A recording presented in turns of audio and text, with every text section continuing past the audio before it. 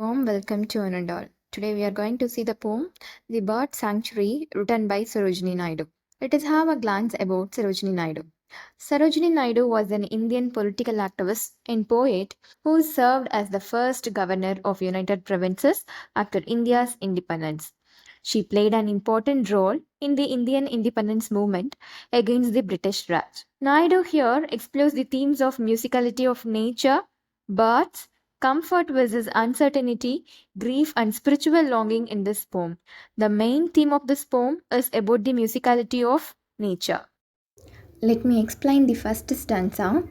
In your quiet garden wakes a magic tumult. So here, in your quiet garden, here Sarojini Naidu is speaking with God that in your quiet garden wakes a magic tumult. Tumult means a confusion. There is a sudden confusion arising in a quiet garden. And then of second line of winged choristers that keep the festival of dawn. Here of winged choristers refers to the birds. So the birds are creating some noises that will be considered as a music to welcome the festival of dawn. So dawn is nothing but here the early morning time is considered to be the dawn.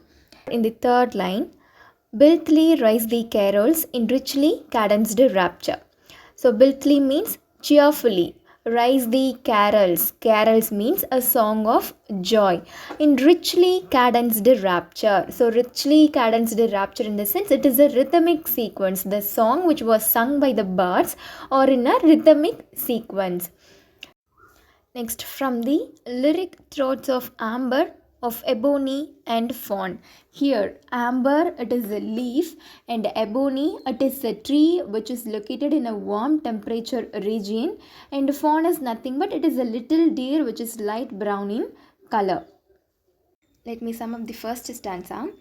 There is a sudden confusion in a quiet garden. The birds are chirping and it is considered as a welcoming song for the dawn. The singers like amber leaves, ebony tree and fawn are also presenting their rhythmic song to welcome the dawn. So this is all about the first stanza. Let me move on to the second stanza. The bulbul and the oriole, the honeybird and the shama. Those birds, the bulbul and the oriole, the honeybird and the shama are different kind of birds which is famous for its melodious singing.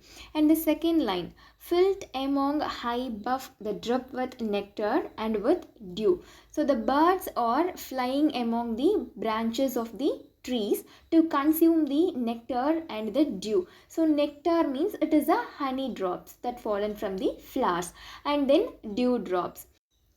And the next line, upon the grass the wandering gull parades its she-washed silver, and the hoopoi and the kingfisher their bronze and sapphire blue.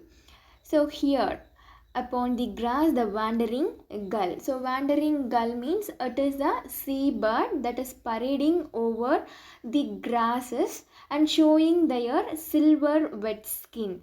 And in the other hand, the hoopoi and the kingfisher birds are showing their bronze and sapphire blue colors. Let me sum up the second stanza. So the second stanza is all about the birds like bulbul, oriole, honeybird and shama moving to the branches to consume the nectar, that is the honey and the dew drips. And in the next line, wandering seagull parades over the grass with its she-washed skin. And then the hoopoi and the kingfisher also show their bronze and sapphire blue colors. Moving on to the third stanza of this poem, the first line, wild grey pigeons dreaming of a home amid the tree tops fill their beaks with silken down and slender banyan twigs. So here, wild grey pigeons with dream of building their nest on the top of the tree. So they are trying to fill their beaks with soft silk like and thin banyan twigs. So thin banyan twigs is nothing but it is a thread like material which is used to build the nest. In the next line, but the jade green gypsy parrots are only gay marauders and pause upon their sunward flight to plunder red ripe figs. So here there is a contrasting lifestyle which was compared by the Sarojini Naidu. Here the grey pigeons, they are sincerely building their nest But in contrast, the green gypsy parrots are considered to be the gay marauders. So, gay marauders means they are moving here and there without any intention to build their nest. I see the next line. And pause upon their sunward flight to plunder red-ripe figs. The only intention of the green parrots, which is only to fly here and there cheerfully, and stop their flights only to eat the red-ripe figs. Let me sum up the third stanza. Here there is a contrasting lifestyle of the grey pigeons and the green gypsy parrots are compared. While grey pigeons are dreaming of building the nest sincerely, on the other hand, the green gypsy parrots are not interested in building their nest. They are cheerfully roaming here and there, and they stop their flight only to eat the red-ripe figs. The last stanza of this poem. In your gracious garden, there is a joy in fostering freedom, nesting place and singing space for every feathered thing. So the poet says to the god that in his gracious garden there is a joy and freedom and a home for comfort and singing for every feathered thing. So the god has given all the comfortable zones for all the feathered things. And in the third line, O master of birds, grant sanctuary and shelter also to a homing bird that bears a broken wing. So in the third and fourth line, Sarojini Naidu prays to the master of gods, that is the birds, to avail the facility and comfortable zone for also the broken winged characters, that is the broken winged birds. The third line, O master of the birds, grant sanctuary and shelter also to a homing bird that bears a broken wing. Here, Sarojini Naidu is speaking to the master of birds, that is the god, to grant sanctuary and shelter. Shelter means homes to even a bird with broken wing.